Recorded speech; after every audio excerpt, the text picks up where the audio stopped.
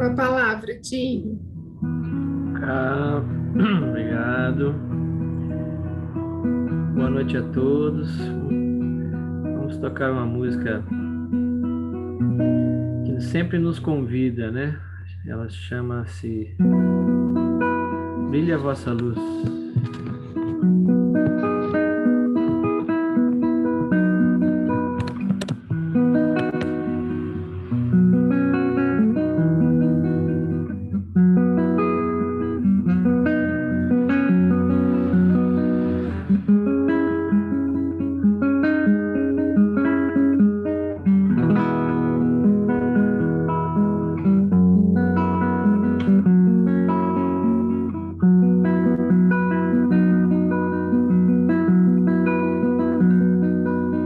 Brilhar, brilhar, brilhar. Sorrir, sorrir, sorrir. Sem julgar, sem fingir, apenas pra sorrir.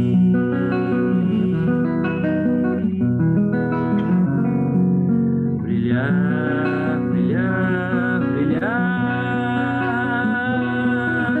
Sorrir, sorrir, sorrir. Sem julgar, sem fingir, apenas pra sorrir. Brilha a vossa luz, ela que conduz, te leva aos bons caminhos, caminhos pra Jesus. Não deixe de cantar, cante até voar. Teu coração se agita, pedindo pra brilhar, brilhar, brilhar, brilhar, brilhar. O brilho do teu canto tornar-se-á num manto e guiará teus passos pra junto de Jesus. É hora de brilhar, é hora de sorrir. Brilha a vossa luz pra sempre evoluir.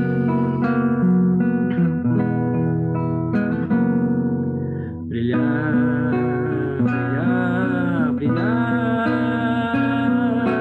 Sorrir, sorrir, sorrir. Cantar, cantar, cantar. Sentir, sentir, sentir.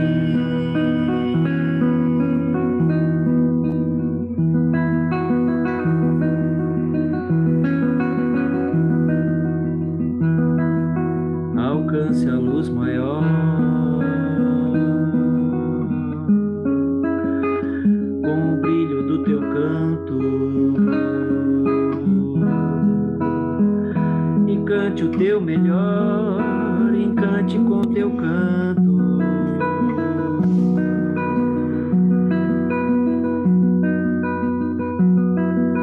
Vivendo a cantar,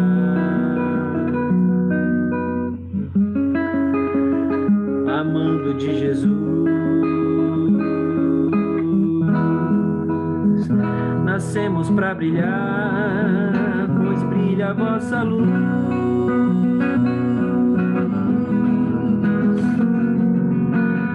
Brilhar, brilhar, brilhar. Sorrir, sorrir, sorrir. Sem julgar, sem fingir, apenas pra sorrir.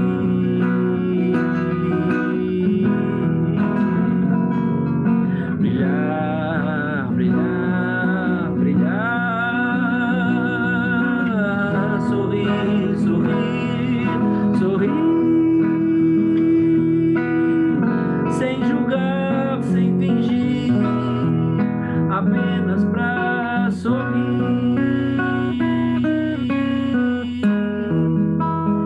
Brilha a vossa luz.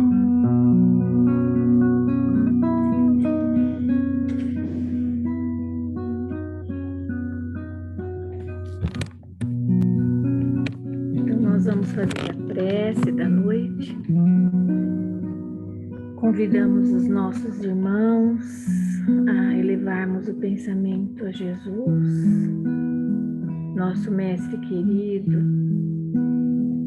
e agradecer a Ele por mais esse encontro, por mais esse momento de troca, por mais esse momento em que abasteceremos os nossos espíritos dessas vibrações salutares que nos reanimam todos os dias.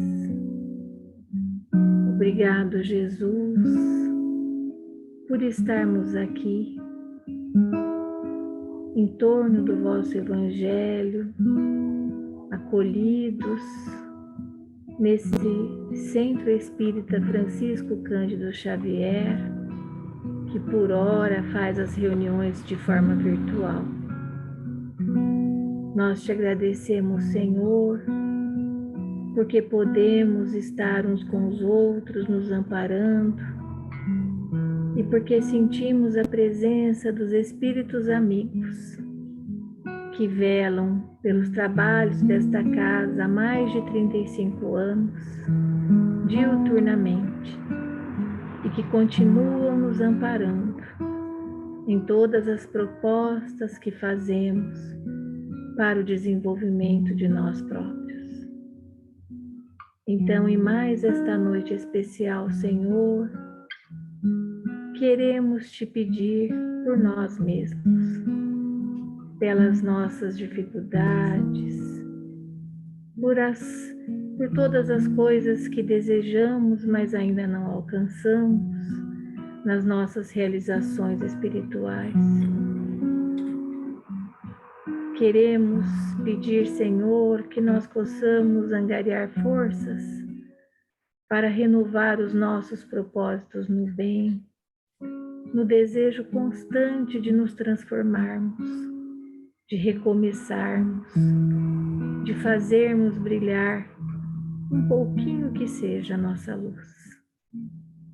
Te pedimos, Mestre, pelos nossos irmãos em humanidade que sofrem, por todos aqueles ligados ao nosso coração, que nós sabemos necessitam das vibrações de amor, de equilíbrio, de paz.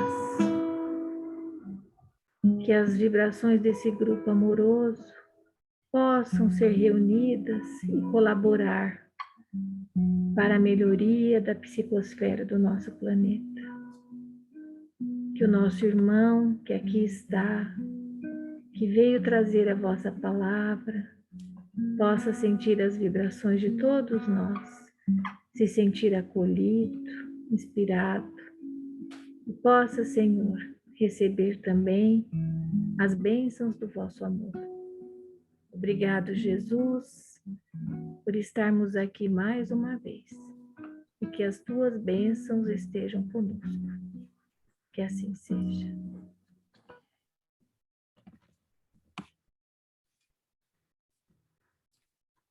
Obrigado, Kátia.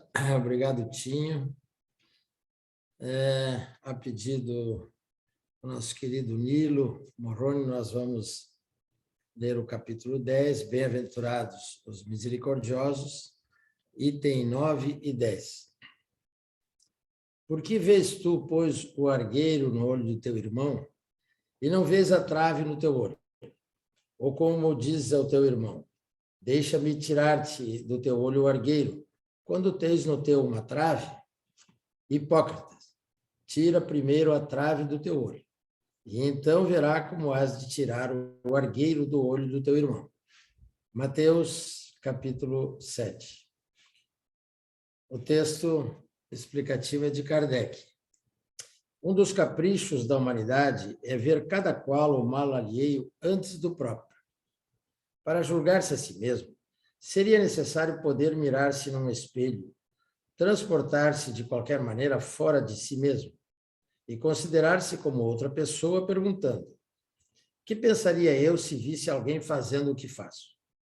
É o orgulho, incontestavelmente, o que leva o homem a disfarçar os seus próprios defeitos, tanto morais como físicos. Esse capricho é essencialmente contrário à caridade, pois a verdadeira caridade é modesta, simples e indulgente. A caridade orgulhosa é um contrassenso, pois esses dois sentimentos se neutralizam mutuamente. Como, de fato, um homem bastante fútil para crer na importância de sua personalidade e na supremacia de suas qualidades, poderia ter, ao mesmo tempo, bastante abnegação para ressaltar nos outros o bem que poderia eclipsá-lo, em lugar do mal que poderia pô-lo em destaque? Seu orgulho é a fonte de muitos vícios. É também a negação de muitas virtudes. Encontramos-lo no fundo e como móvel de quase todas as ações. Foi por isso que Jesus se empenhou em combatê-lo, como o principal obstáculo ao progresso. Allan Kardec. Senhor Allan Kardec. Nós passamos a palavra, então, para o Nilo Moroni. Fique à vontade, sinta-se acolhido por esta família que se chama Casa do Caminho, Centro Espírita Francisco Cândido Xavier. Está com a palavra. Obrigado, irmão Júpiter. É uma alegria muito grande estar com vocês aí da minha terra natal, né? Rolândia aí do ladinho. E também com essa casa que só o nome nos faz refletir já. Casa do Caminho. Caminho quer dizer que, além de acolhimento, nós temos que caminhar, né? E essa nossa doutrina rica de ensinamentos, se tem princípio nobre que ela nos traz, é esse caminhar com Jesus, esse caminhar evolutivo para o bem, e não para o caos. Então, sempre pensando nesse direcionamento. O Júpiter, na preleção aí, bastante humorada, né, que essa turma tem, muito bacana, diz que é um caractere do homem de bem, é um caractere da espiritualidade maior, o bom humor. Então, que faça-se presente sempre esse bom humor sadio. E o encontro dele, né, com o presidente da federação, e diz que Godinho não responde. Eu não vou responder por ele, né? Eu também acho que o mundo deveria avançar bastante em escolas com os princípios espíritas, por que não dizer até espirituais. Para nós, talvez, nos contentar, Júpiter, eu me lembrei, você falando, do que Leon Denis responde quando ele foi perguntado sobre o futuro de religiões. Sempre se falou isso, sempre se disse que é atribuído a Leon Denis, e não se achava a fonte, né? Muitos escritos, muitos artigos diz assim, atribui-se a Leon Denis. Mas o livro existe. Ele é Síntese Doutrinária Prática do Espiritismo. São perguntas, sempre lembrando, né, gente, que Leon Denis foi um contemporâneo de Allan Kardec, um grande estudioso, escritor, inclusive, né, da doutrina espírita. Então, um espírito missionário, um espírito de luz, né, trazendo as instruções para a Terra, né, trazendo as instruções para nós aí nesse globo ainda encarnado. E nessa obra é Pinga Fogo, perguntas e respostas. Então, é Síntese Doutrinária, Prática do Espiritismo, o livro. Vão encher Leon Denis de perguntas. No capítulo 7, Prática Experimental, na questão 142, perguntam a ele, então, o Espiritismo é a religião do futuro? E Leon Denis responde, ele é, antes de tudo, o futuro das religiões. Então, meu amigo Júpiter, acho que aqui está uma boa resposta até para nos, digamos assim, desangustiar, né, da falta de escolas com princípios cristãos hoje no mundo. Não vamos abolir que alguém poderia, digamos, com algum investimento, que isso precisa, colocar alguma escola com esses princípios. nós vamos nos debater com algumas contrariedades, inclusive de leis, e aí leis humanas, onde vão pregar o Estado laico. E o entendimento de alguns sobre o Estado laico é a ausência total de questões religiosas, ao invés também de se dizer que poderia ter as noções cristãs, sim, naqueles que entendessem de participar. Então, hoje, pela legislação, pode até ter alguma matéria religiosa, mas o pai, o jovem, ele opta se assiste ou não. Então, voltando a Leon Denis, que façamos as bases por esses princípios, pelas nossas vivências, né? Pelas nossas atitudes, pelas nossas convivências nesse mundo tão carente de evolução. Oxalá possamos nós, então, espíritas, aqui vocês comentando, gente de tantos anos de trabalho, de carinho, para com o próximo, levamos aí no que Leon Denis vai dizer que os princípios espíritas, sim, serão o futuro das religiões. Muito bem. Amigo Júpiter, não respondi pelo presidente, viu? Uma visão minha nesse sentido, até para nos tranquilizar. Queridos, para iniciar a nossa reflexão da noite, está em Mateus, capítulo 4, versículo 12 a 17. É retorno à Galileia, retorno de Jesus. Mateus, nesse capítulo, vai transcrever assim: ao ouvir que João Batista tinha sido preso, ele voltou para a Galileia.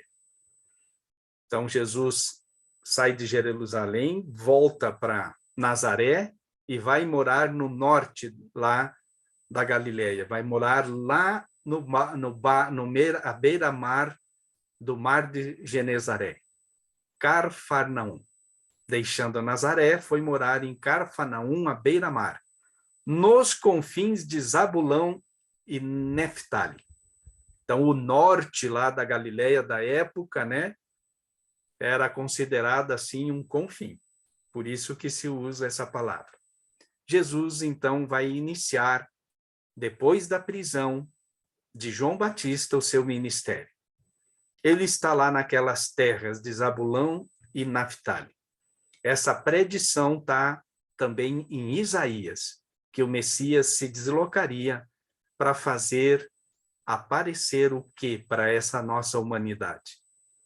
Aparecer a luz. E Mateus diz aqui, então, o povo que jazia em trevas viu uma grande luz. Aos que jaziam na região sombria da morte, surgiu uma luz.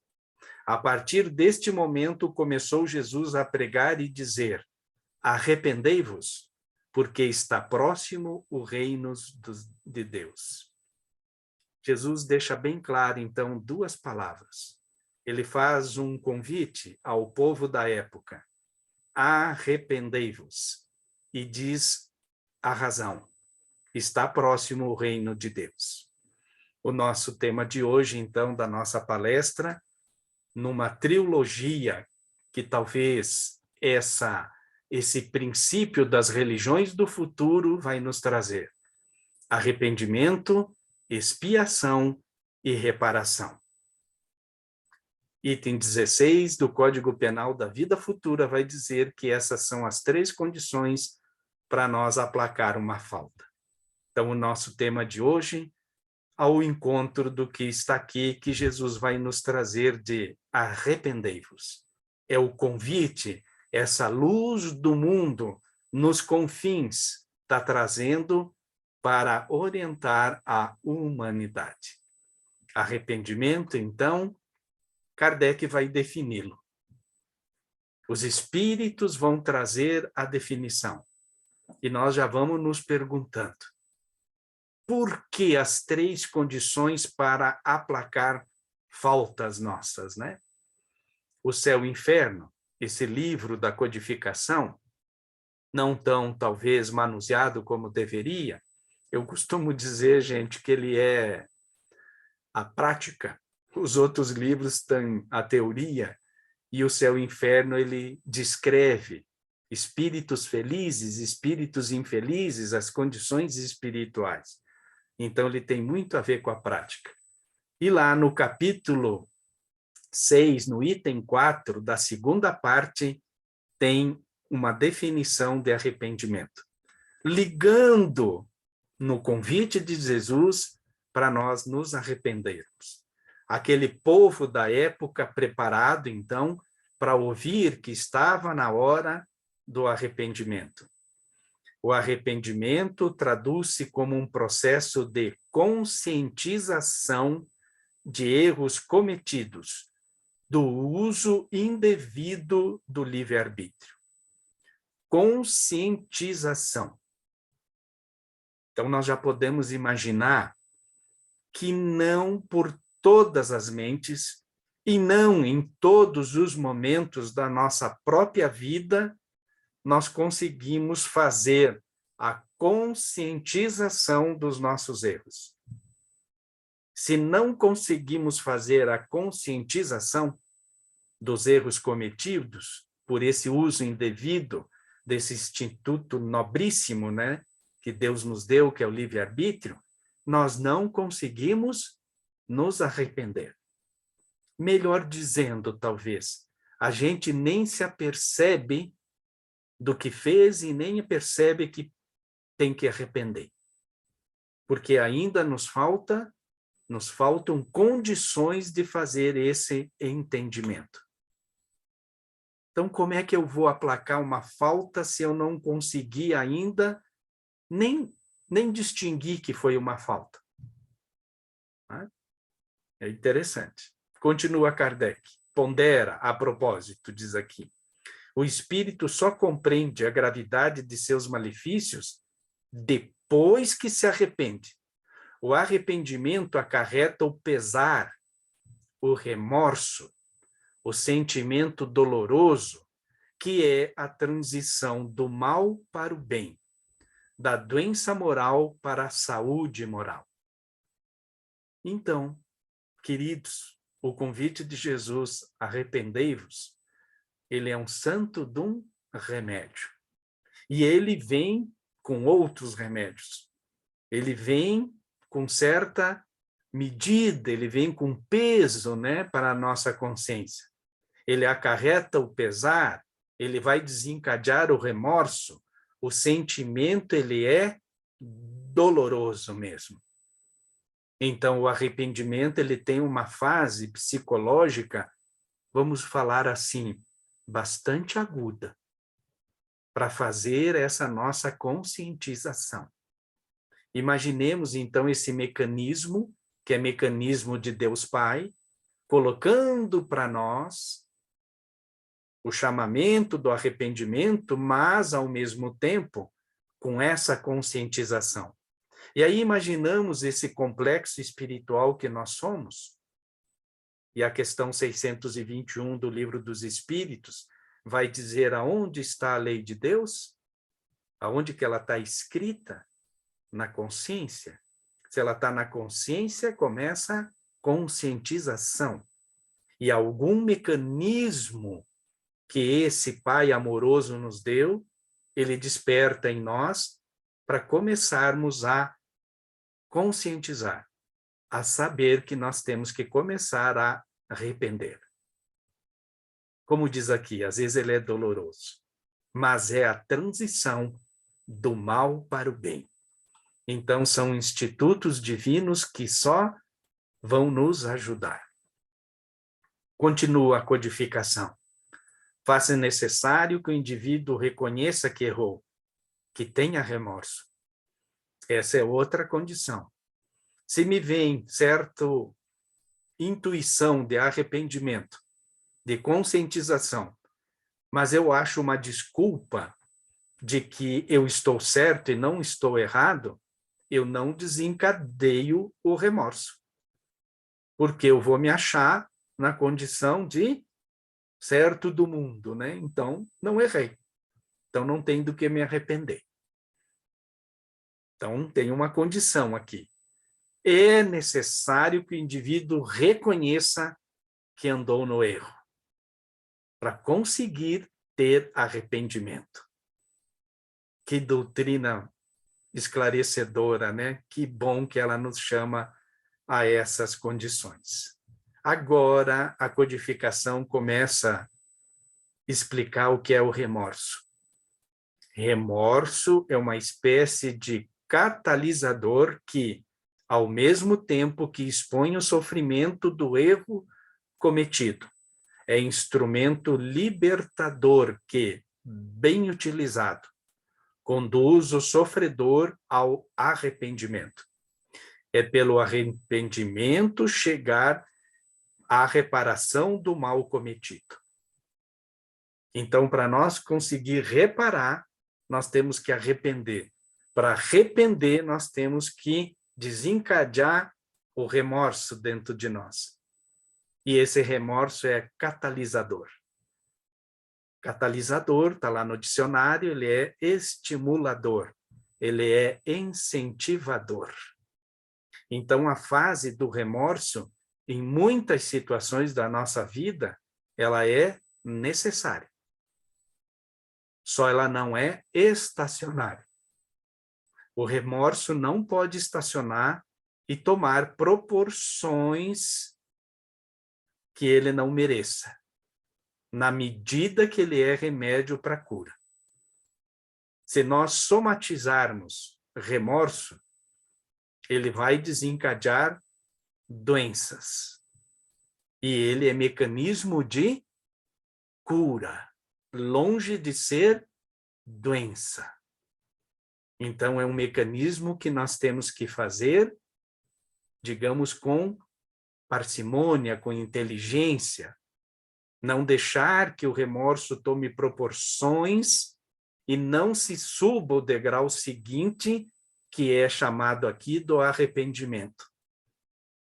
E aí, então, nós estaremos afastando doenças que nem depressões, a tristeza profunda, a vitimação também de nós como fuga e outras tantas situações psicológicas que às vezes nós vamos fazer se o remorso não for uma fase passageira da falta.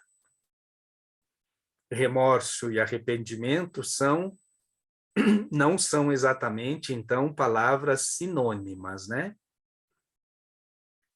Talvez, gente, são, dentro desse estudo, né, de hoje, coisas que nós temos, assim, que pensar ainda.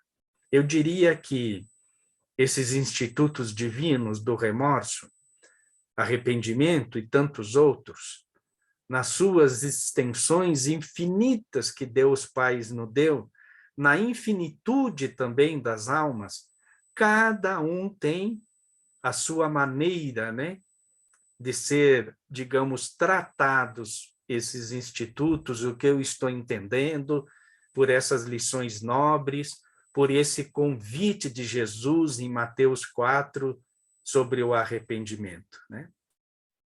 Muito bem. O remorso é um sentimento carregado de sofrimento, em maior ou menor grau, que aponta para o erro cometido. Olha como nós somos convidados, conclamados a entender o instituto do remorso com profundidade. Ele não pode, então, como falamos, estacionar. Ele tem que ser entendido para apontar o erro que a gente cometeu. Sabe aquela palavra indevida que eu usei numa conversa irmã com um amigo, com um irmão, com um parente, ou até mesmo com um inimigo? E ela foi, assim, bastante deslocada, bastante contundente, bastante ofensiva.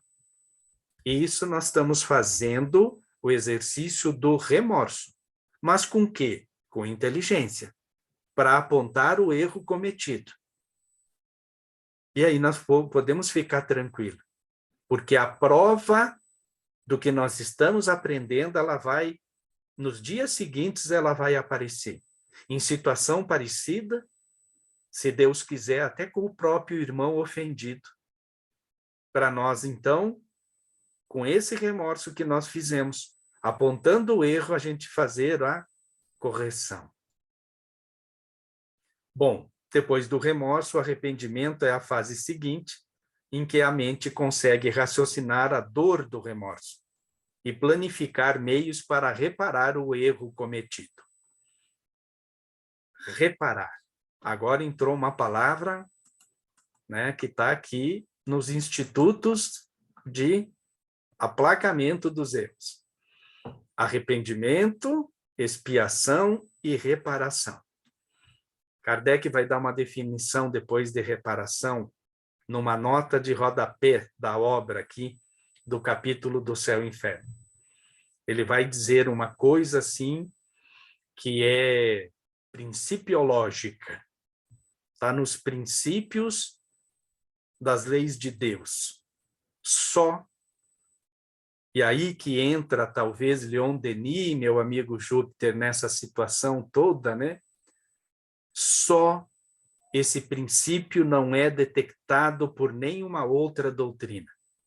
Olha o alerta que Kardec faz. O Instituto da Reparação. Por que será que outras doutrinas não atingiram ainda o Instituto da Reparação na sua plenitude, né? Assim, de entendimento no degrau evolutivo que a Terra está? Por que será que não? Porque talvez, queridos, tem que transcender o entendimento. Tem que pensar como espírito e não como corpo. E as doutrinas ficam dando receita, às vezes, né, do que seja ainda muito material. E o Instituto da Reparação é um trabalho bem a mais, é um convite, né, por Jesus, inclusive, a nós nos desprendermos de muitas situações da Terra. Como começar a reparação? Quem sabe com um pedido de perdão. É uma forma simples, diz aqui em Céu e Inferno, no capítulo 4, que nós estamos estudando. Bom, e agora, como é que a gente faz esse pedido, né? Como que a gente faz o pedido de perdão? Nós vamos ter que ir a Jesus para resolver. Mas antes, gente, vamos ver o que é expiação aqui? Olha só. Expiação, não, o conjunto todo, né? É esse item 16, lembrando que o Código Penal da Vida Futura ele tem 33 artigos, e não são artigos, né, de lei seca, como se fala. Está lá um artigo estanque. O artigo ele é comentado. A espiritualidade traz as lições. Esse Código Penal da Vida Futura, então, está na primeira parte do livro Céu e Inferno, lá no capítulo 7. Lembrando que Código Penal já quer dizer que tem penas, né? Serão nos aplicadas penas, conforme o uso do nosso livre-arbítrio. Esse é o atrelado, um instituto no outro. Diz assim esse item 16. O arrependimento, conquanto seja o primeiro passo para a regeneração, não basta por si só. São precisas a expiação e a reparação.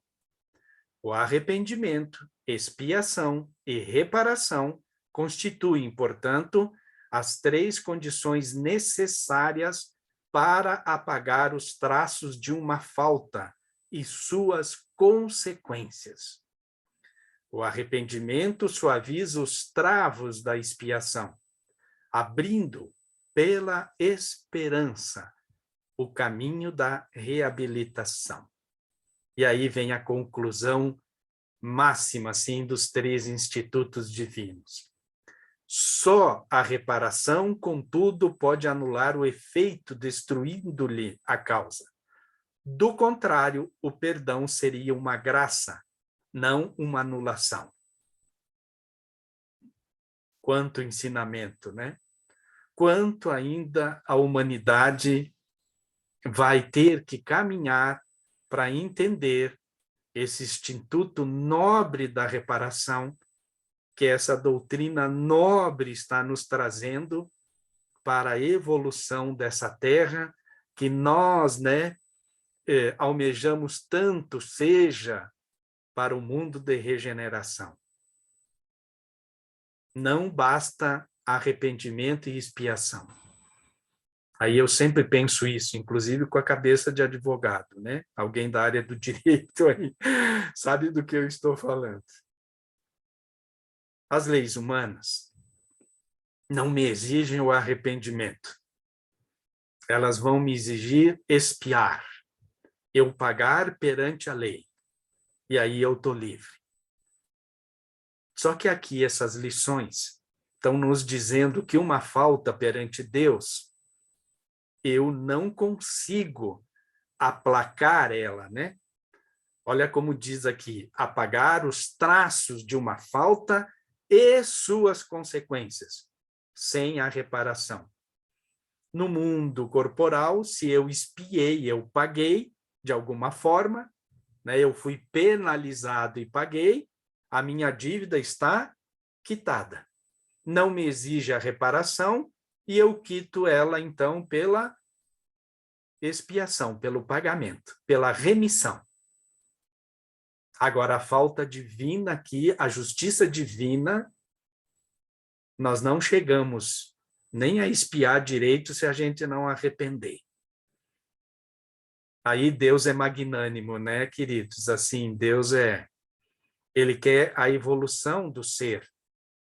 E para evoluir e sentir a falta, como nós caminhamos pelas nossas próprias pernas para a evolução, se nós recebermos de graça certas situações, não terá como nós aplacar a falta, né? Então, Deus nos dá a reparação.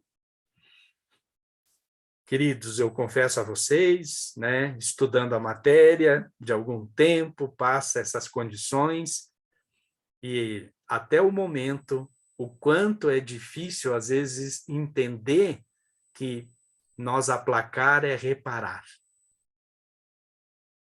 Né?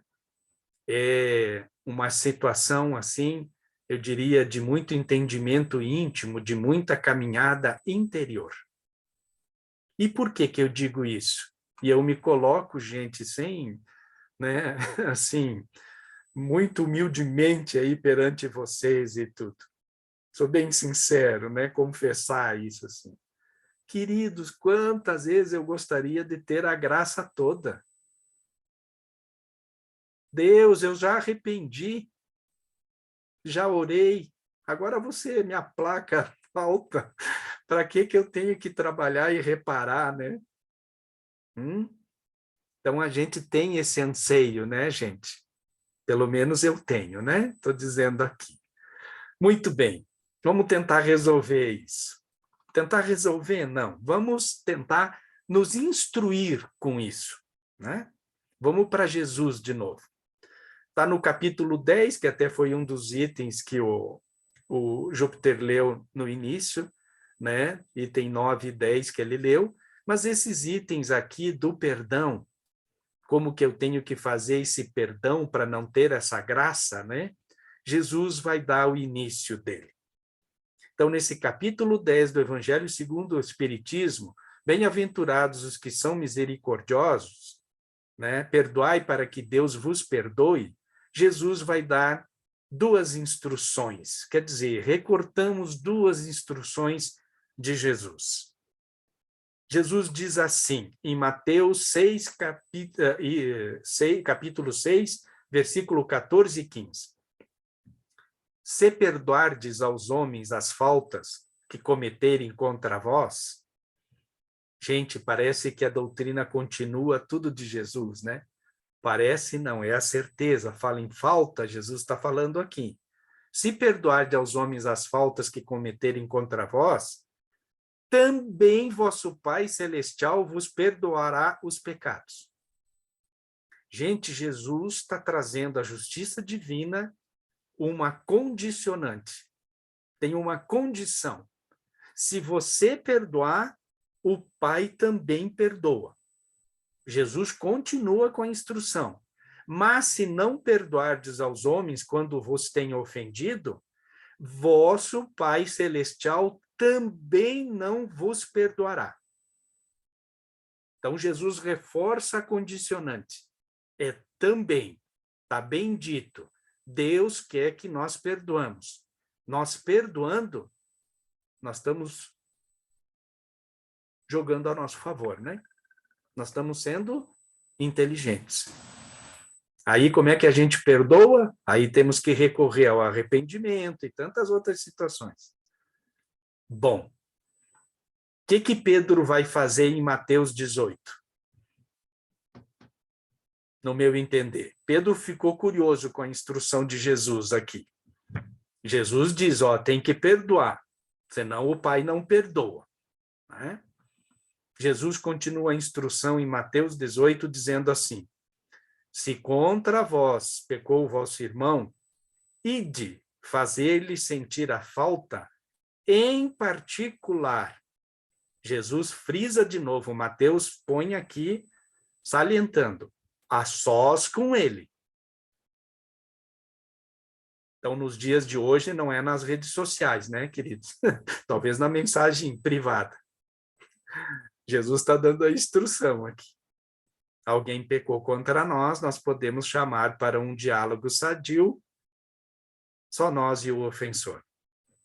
Se vos atender, Jesus ainda deixa outra condicionante, porque às vezes a pessoa não quer nem nos receber, né?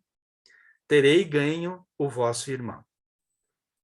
Então, aproximando dele, Pedro disse, olha o que Pedro se preocupa. Jesus diz, ide. Pedro fez uma conta. Alguém pecou contra mim, ou eu pequei contra alguém. Pedro vai perguntar assim, Senhor, quantas vezes perdoarei o meu irmão quando houver pecado contra mim? Até 7 vezes?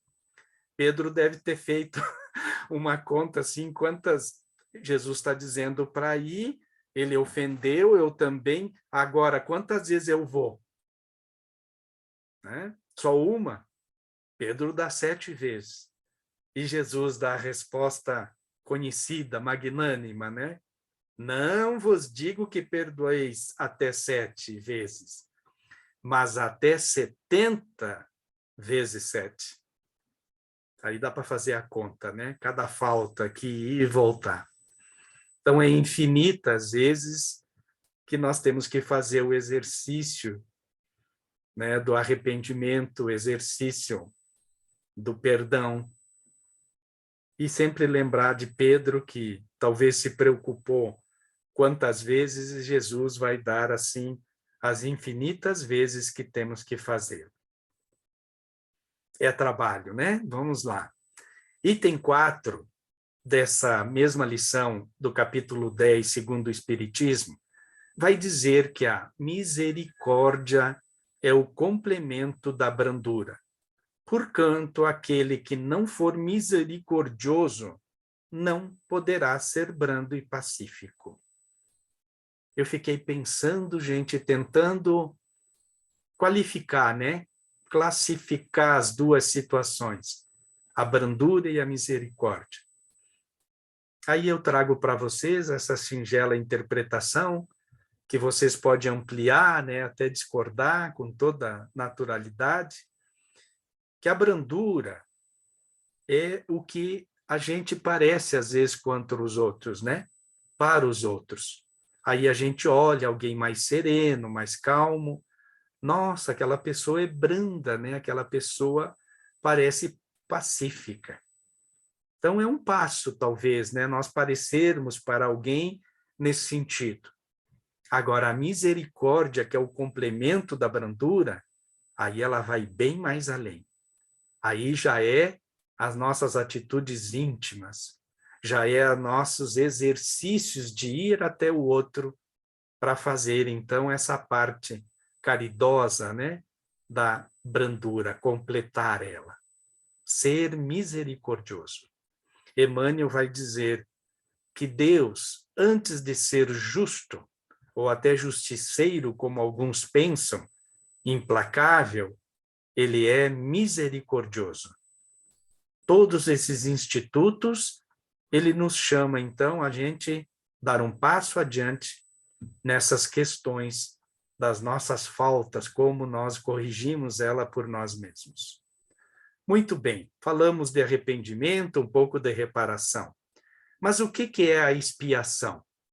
Está aqui também nesse item 16. Até que os últimos vestígios da falta desapareçam, a expiação consiste nos sofrimentos físicos e morais que lhes são consequentes, seja na vida atual, seja na vida espiritual após a morte, ou ainda em uma nova existência corporal. Gente, essa é a definição, poderíamos dizer, de expiação que está aqui nas obras, né, da codificação. A falta desaparece, a expiação consiste no sofrimento físico. Enquanto não aplacar a falta, eu não entender pelo gatilho do remorso, do sofrimento, do arrependimento, eu não estou expiando. Por quê? Por que será que é assim? Por que eu sofro tanto? Aqui eu sempre faço uma analogia. Tinha uma propaganda de uma grande loja que passava aí. Os mais jovinhos eu acho que não viram a propaganda. Aí dizia assim, quer pagar quanto? Né? Era a propaganda lá da loja, né? Quer pagar quanto por tal? E aqui é mais ou menos assim, vai expiar até quanto? Né? Vai sofrer até quanto? Quer sofrer até quanto? Eu não ainda pus o gatilho do arrependimento? Sabe o que eu fiz? Da vingança. Talvez do dar o troco. E aí eu não consegui, digamos, entender que para aplacar a falta é pela bondade. E aí eu prefiro, às vezes, deixar os instintos mais animalescos tomarem conta dos meus sentimentos e eu não entendo a expiação.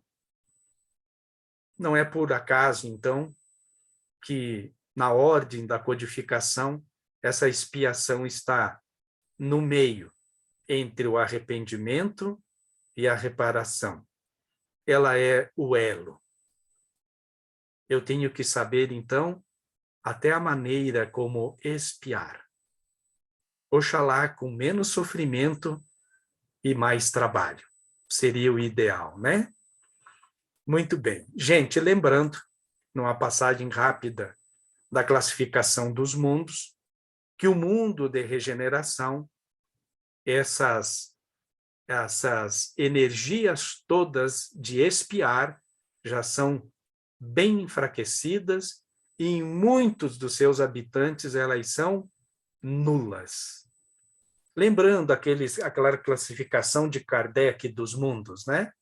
Mundo primitivo, provas e expiações, regeneração, aquele mais evoluído um pouquinho, que são aqueles elevados, e depois os mundos angélicos, ditosos, né? Nesse da regeneração, já a expiação vai esvanecendo. Ela já não está mais presente. Lembrando que isso não acontece estanque, vai vindo uma geração substituindo a outra, como diz o capítulo 18 da Gênese, né? Vai vindo e fazendo, às vezes, devagarinho. Então, nós estamos caminhando para isso. Que possamos, né? Dar aí muitas starts, muitos inícios de nossos arrependimentos para começar a expiar muitas das faltas. Muito bem, chegamos aqui num capítulo agora, que é o capítulo 5 do Evangelho segundo do Céu e Inferno, que é o purgatório. Esse aqui é um instituto, assim, também do entendimento que só eleva a Terra. O Júpiter, no início, né, sobre a escola kardeciana, vai dizer assim, por que tanto sofrimento em outras escolas, aonde o inferno ainda queima, intermitente, né, e faz tanto temor? É interessante isso. Esse capítulo do purgatório aqui, ele vai nos esclarecer muito. E aí o Espiritismo tira esse dogma todo que foi criado do inferno. E o inferno católico copiado da mitologia grega, né? E Kardec vai dizer aqui nesse capítulo que o católico foi danado, né? O catolicismo, ele colocou o inferno bem mais né, violento do que era na mitologia grega, né?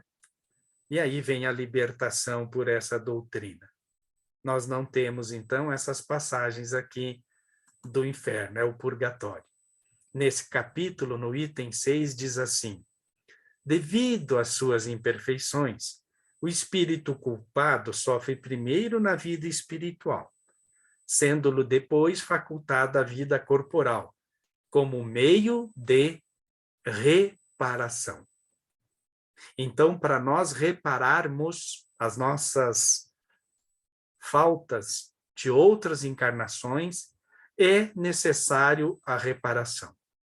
Questão 175, 230 do Livro dos Espíritos e algumas outras. Traz a questão. Questão 230. Na erraticidade o espírito progride? A espiritualidade responde, pode melhorar e muito. Tais sejam a vontade e o desejo que tenha de consegui-lo. Todavia, na existência corporal é que põe em prática as ideias que adquiriu. Então, a reparação não tem como acontecer sem encarnar. Aí é aquele meu desejo da graça, né? Ah, como poderia cair a graça aqui e daí tirar, assim, né, muitas das faltas? Então, nós vamos ir e voltar tantas vezes necessárias para fazer esse aplacamento e mais reparar, que reparar é um instituto bastante nobre nesse sentido, né? Para ilustrar mais uma questão somente, a 993, que vai dizer assim, Kardec está preocupado, né? Não há homens que só têm o instituto do mal e são insensíveis ao arrependimento? Então, Kardec está dizendo, tem uns que eu acho que nunca vão mais se arrepender, não vão sair do estado, né, mais primitivo, né? Kardec sabe que não, ele provoca a espiritualidade, no bom sentido, ele faz a provocação para vir o ensinamento. A espiritualidade diz assim, já te disse, né, que todo espírito tem que progredir incessantemente. A diferença está somente em que uns gastam mais tempo do que outros. Mas é inevitável. Todos vão progredir. Aí Deus, mais uma vez, nos colocou um mecanismo nesse complexo espiritual de que todos, uns mais cedo, outros mais tarde, caminhamos para a evolução, caminhamos, sim, em definitivo, para a bondade. Então, o mal não está impregnado no homem, né?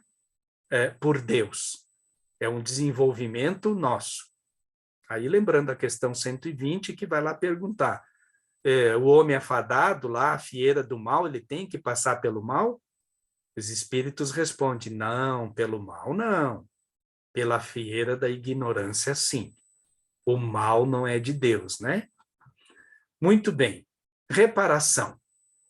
A reparação consiste em fazer o bem àqueles a quem se havia feito mal. Quem não repara os seus erros numa existência por fraqueza ou má vontade, achar-se-á numa existência ulterior em contato com as mesmas pessoas que se tiveram queixas, em condições voluntariamente escolhidas. Olha que interessante, gente. Nem todas as faltas acarretam prejuízo direto e efetivo. Em tais casos, a reparação se opera fazendo-se o que deveria ser feito. Como é que nós podíamos instruir essa reparação? Como que a gente poderia explicar ela melhor? Vamos tentar imaginar. Então, a gente tem uma falta. Pecamos. Pela lei de Deus, nós vamos reparar. Começamos com o Instituto Divino do Arrependimento e o convite de Jesus. De alguma forma, em algum momento da existência do Espírito, vai começar a disparar as condições necessárias, primeira daquele remorso, a dor, para depois ele começar a se arrepender. Aí vai vir a expiação. A expiação em termos de muitas provas, inclusive, né? A gente vai expiar aquilo que foi feito. Podemos dar um exemplo.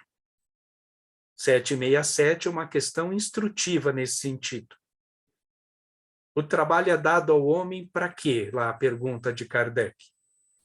É um modo de aprimoramento da inteligência e, ao mesmo tempo, uma expiação. Gente, que magnânimo! Nós, pelos exercícios das nossas profissões, nós estamos expiando. É esse conjunto todo aqui, então, para aplacar as faltas.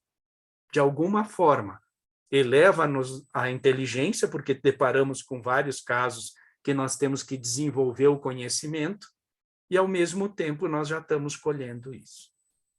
E aí, antes de encerrar aqui, queridos, nós vamos passar pela questão que eu acho que esclarece muito essa da reparação e o seu modo. É sobre a lei de Talião. É uma questão que, às vezes, as pessoas têm alguma dúvida nas salas de aula dos nossos centros, mas ela é muito esclarecedora.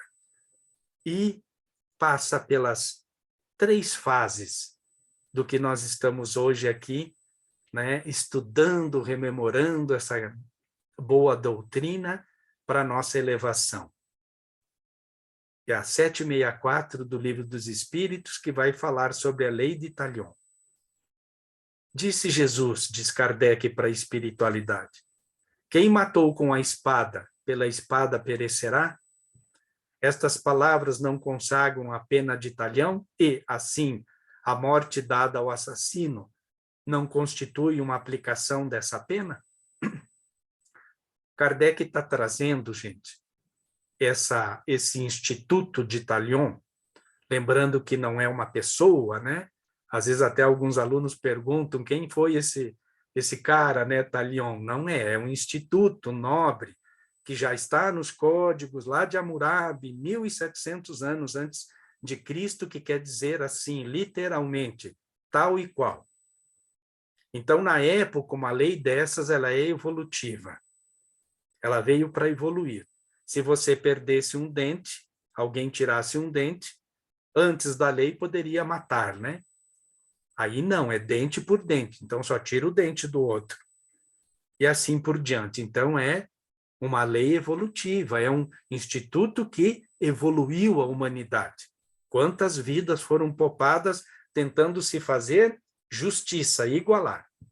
E aí a espiritualidade vem para responder o seguinte, tomai cuidado, muitos vos tendes enganado a respeito dessas palavras, como acerca de muitas outras. Então a espiritualidade quer que a gente desperte entendimento sobre o assunto, sobre o instituto da pena de Talião. A pena de Talião é a justiça de Deus. É Deus quem a aplica. Todos vós sofreis essa pena a cada instante, pois que sois punidos naquilo que haveis pecado nessa existência ou em outra. Aquele que foi causa do sofrimento para seu semelhante virá achar-se numa condição em que sofrerá o que tenha feito sofrer. É o tal e qual. Esse é o sentido das palavras de Jesus. Aí vem a segunda parte da resposta, né? Esse é o sentido das palavras de Jesus. Não vos disse ele também? Aí vem o perdão e vem Pedro. A preocupação de Pedro. Perdoai aos vossos inimigos. A espiritualidade está nos... E não vos ensinou a pedir a Deus que vos perdoe as ofensas, como houver de vós mesmo perdoado? Isto é, na mesma proporção em que houverdes perdoado? E a espiritualidade dá uma chacoalhada no final da resposta, né? Ela pergunta uma confirmação assim, compreendei bem isso? É muito interessante, né, gente? Vocês estão entendendo o que é o Instituto de Talion, esse tal e qual? Que Jesus vai dizer, né? Ó, perdoe, porque assim como você perdoar, também Jesus coloca condicionante, o Pai perdoa. Gente, tudo isso, então, fazendo parte desse instituto, todos aqui divinos, para nós evoluir. E o Instituto da Reparação, e aí eu vou ler uma mensagenzinha final, que eu guardei o final aqui, é essa nota de Kardec, aquilo que nós falamos sobre a reparação. O mundo de Deus não fica estanque, então, no arrependimento e na expiação. Não parou, Deus não para. Aí, então, vem o Instituto da Reparação, que é o trabalho. E Kardec, na nota de rodapé, então, ele diz: a necessidade da reparação é um princípio de rigorosa justiça, que se pode considerar verdadeira lei de reabilitação moral dos espíritos. Entretanto, essa doutrina religiosa, religião alguma ainda a proclamou. Algumas pessoas repelem-na porque acham mais cômodo o poder quitarem-se das más ações por um simples arrependimento, que não custa mais do que palavras, por meio de algumas fórmulas. E Kardec vai continuar, então, a explicação. Vamos lembrar de novo, então, esses 3 institutos de Deus Pai para conosco, nossa criação, para podermos caminhar pelas próprias mãos. Sempre lembrando que Deus, antes de tudo, é misericordioso. Faltei, arrependa-se, expie e repare. Repare com o perdão, assim como meu Pai também perdoará. Essa proporção divina que todos nós, então, podemos dizer que na atual fase espiritual que estamos, a gente compreende. A gente sabe o que é melhor. Muito bem, foram muitas regras, né? Muitas dicas de Jesus. Vai em particular, se o irmão receber, tem todas umas condicionantes, né? Mas várias situações que esses 3 institutos nos levam a procurarmos, né? Para podermos, então, evoluir. A mensagenzinha de encerramento aqui, gente, fico à disposição, viu? Tânia, Júpiter, Jaqueline, para as perguntas, se tiverem, troca de ideias, né? É de Alice Melânia Resoli. Ela diz assim, ainda mais nesse mundo que estamos meio conturbado, né? Que haja fé apesar das tempestades, que haja serenidade apesar das turbulências, que haja gentileza apesar dos tropeços, e que permaneça a gratidão sempre e em todo lugar. Era isso, queridos.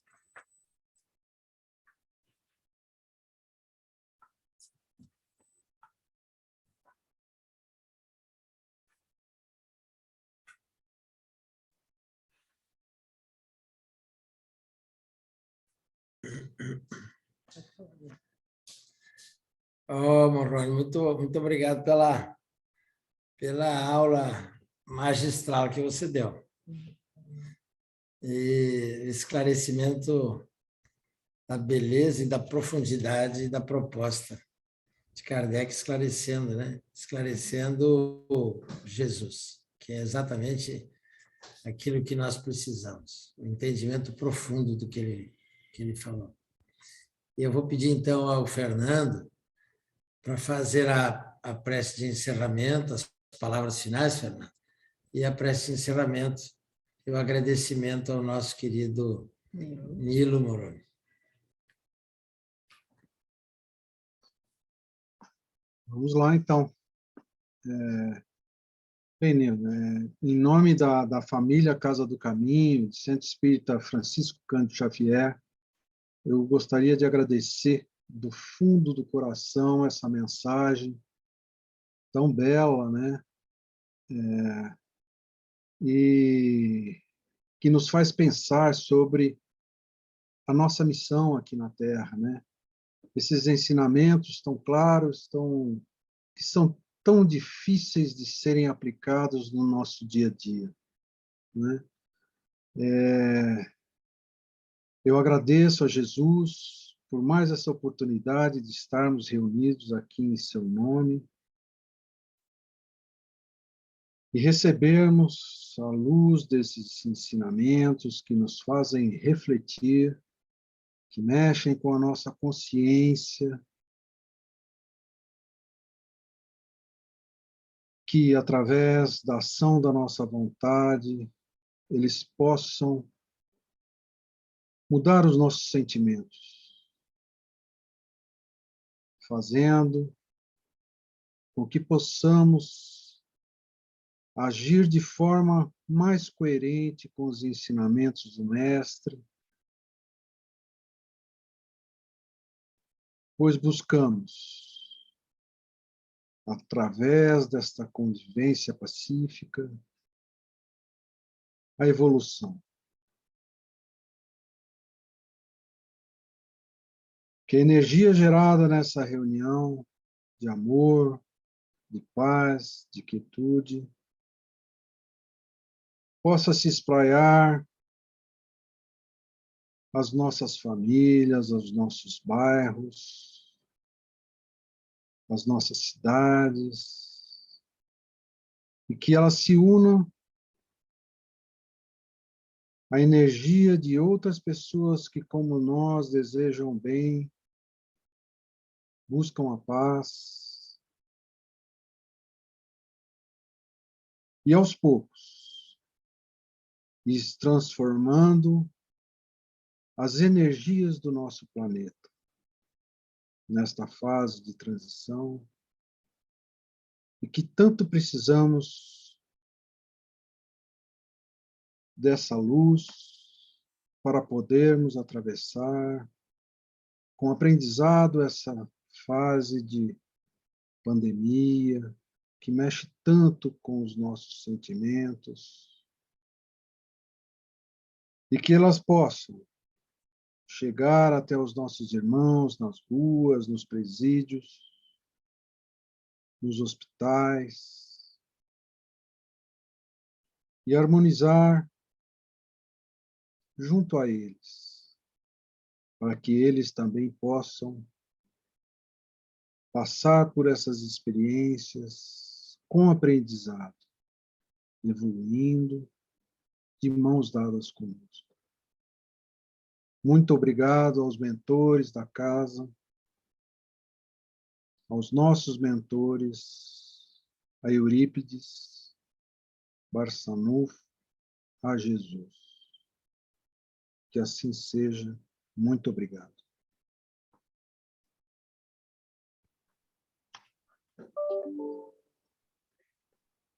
Obrigado, Fernando. Pessoal, vamos dar um abraço de gratidão no Nilo, todos nós. Gratidão, Nilo, pela noite maravilhosa que você nos proporcionou hoje. Obrigada. Vou abrir aqui todo mundo para dar um oi e agradecer você. Só um minutinho.